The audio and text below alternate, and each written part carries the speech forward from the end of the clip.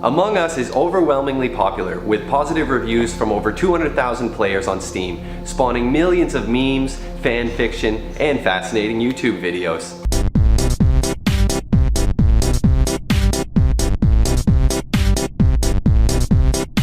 Like any game, it's got its fair share of lore and fan theories, and I'm here for it. This is Top 10 Scary Among Us Mysteries. Number 10. What's up with the Henry Stickmin level? So on November 18th, the official Among Us Twitter page shared this photo, giving us a sneak peek at the upcoming 4th map for the game. It said that this level will be bigger than Polus and will contain plenty of new tasks. In the upper left corner, we even get a partial look at the blueprints of the map. Among Us also tweeted about the Game Awards coming on December 10th, hinting that we'll probably be getting some more information about that when the day comes. This level is based on Invading the Airship, a game from the Henry Stickmin series by Puffballs, which you can check out on the official Among Us website. The two crewmates shown in the image are wearing accessories that pay homage to Henry Stickmin characters. Here is the airship as it's shown in the Henry Stickmin game. The complete collection of Henry Stickmin games is available on Steam if you want to go and take a look and dig around for some more secrets. It's a fun little point and click adventure with multiple endings. Before I hit number 9, you guys are acting kinda sus, so hit that like button so we know that you're not an imposter. Number 9. Who or what are the imposters? In sci-fi horror, a big part of the fun is speculating on what happened to the crew, or where did the aliens come from, and Among Us is no exception. On the official website, the aliens are defined as parasitic shapeshifters, likely drawing inspiration from movies like Invasion of the Body Snatchers, where aliens assimilate your loved ones and it's nearly impossible to tell who's real and who's an alien. There's actually a movie called They Are Among Us that was released in 2005. Several artists have drawn up concepts on the exact anatomy of an imposter, but we haven't yet received an official look like this nightmare the people from Fall Guys gave us a while back. The exact nature of the imposters may never be fully revealed, but it sure is fun to wonder. Some folks suspect the alien imposters could have come from the planet Polus, the 3rd map to be added to the game. Number 8. Why isn't this game on console yet? This one is extra scary because the game might not actually come to consoles at all. Among Us relies heavily on player communication, with players using Discord or other apps to voice chat with one another and figure out who the imposter is. For the developers to properly implement player communication on console, they would need to overhaul the game to include an in-game chat, kind of like in Rocket League, where you use the D-pad to activate different preset chat options. So you could just press up to say Red is acting sus. Developer Inner Sloth has considered doing this, but they haven't released any official statement on the status of a console version other than stating that they are considering it. Number 7. Why is Red always sus? The scary thing about Red being sus is sooner or later you're gonna have to play as Red. This is a real phenomenon as evidenced by some random stuff I found on the internet. There's a couple different reasons for this.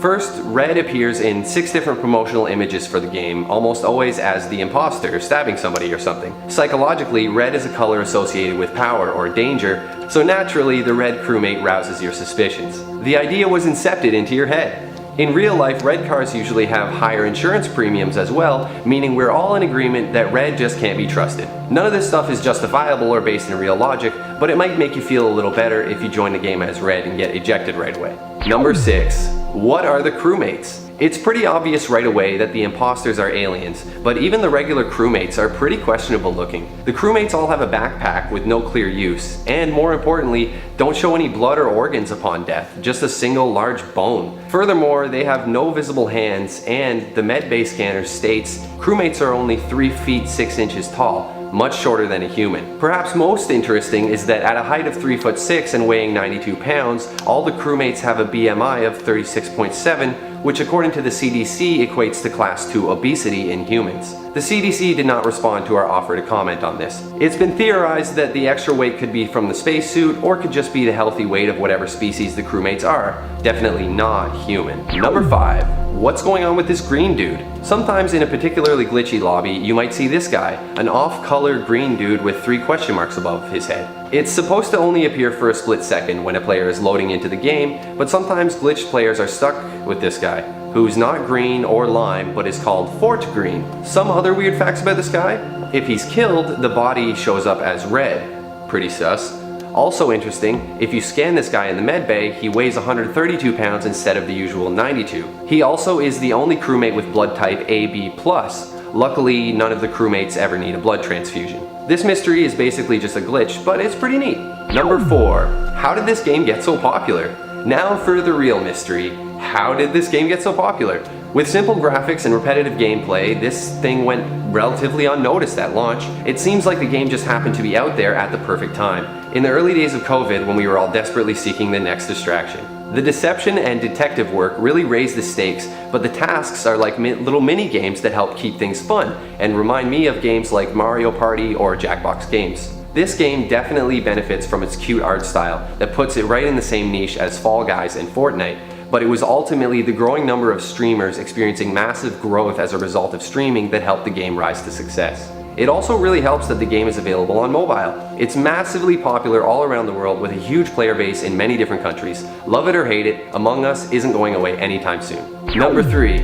What happened to Among Us 2? In August, Innersloth announced that they were working on a sequel to the game, as the original game's code wasn't really set up to support ongoing updates and changes. During this time, some new servers and regions were added to the game, but in September, the sequel was cancelled. They opted instead to put in the work, make adjustments to the first game's code to make the planned content from the sequel fit in there, because the first one was becoming hugely popular. This was probably a great move on their part, as in the past we've seen games like Dead Frontier launch a sequel that only spreads the developer thin as they try to keep up updating both games at the same time. There are much more updates to Among Us coming down the line, including improved gameplay for ghosts, customizable controls, a friends system, and even more player colors. Number 2. What does Mira do?